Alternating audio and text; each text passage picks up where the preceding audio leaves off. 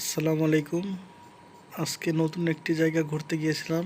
সেটা হচ্ছে বাখুন্ডা। বাখুন্ডা ব্রিজের আগে ডান সাইডে একটি নতুন ফুচকা এবং হালিমের দোকান হয়েছে। এখান দিয়ে যাচ্ছিলাম, তো চিন্তা করলাম ভেতরে যাই।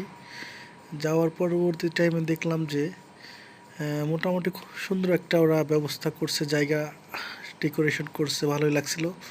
এটা গ্রামীণ একটা ফিল ছিল, অনেক সুন্দর একটা জায়গা। তো খাবারের মান মোটামুটি ভালোই ছিল। আমি একটা হালিম নিয়েছি, একটা চটপটি নিয়েছি, একটা ফুচকা। তো মোটামুটি খাবারগুলো ভালোই ছিল। এখানে স্কুলের ছাত্রছাত্রীরা আসে খায়।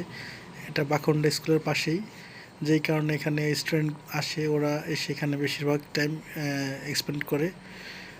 এবং গ্রামের এবং আউট লোকজন আসে, সেটা হলো রাতের দিকে। আর দিনে যেই কাস্টমারগুলো আসে তারা ম্যাক্সিমাম স্কুল কলেজের ছাত্রছাত্রীরা, ওরাই আসে। ওইখান থেকে চলে আসলাম সূর্যমুখী বাগান। তো এখানেও একটু ঘুরলাম, খুব ভালো একটা জায়গা ছিল। দেখতেই তো পাচ্ছেন, ফরিদপুরের সবচেয়ে সুন্দর একটা জায়গা এই সূর্যমুখীর বাগান, ফরিদপুর বিএডিসি। এর মধ্যে সূর্যমুখী ফুলগুলো এই সিজনে এইভাবে ফুটে, এর জন্য সবাই এখানে আসে। একটা খুব সুন্দর জায়গা ছিল এখানে। তো ঘোরাঘুরি শেষ করে চলে আসলাম বাড়িতে। এসে দেখলাম বাড়ির সামনে পেঁপে গাছ। আমার পেঁপে গাছে দুটো পেঁপে পেকে গিয়েছে। তো চিন্তা করলাম যে এই পেঁপে দুটো এখন নিয়ে পারবো এবং এটা খাওয়ার ব্যবস্থা করবো এখনই।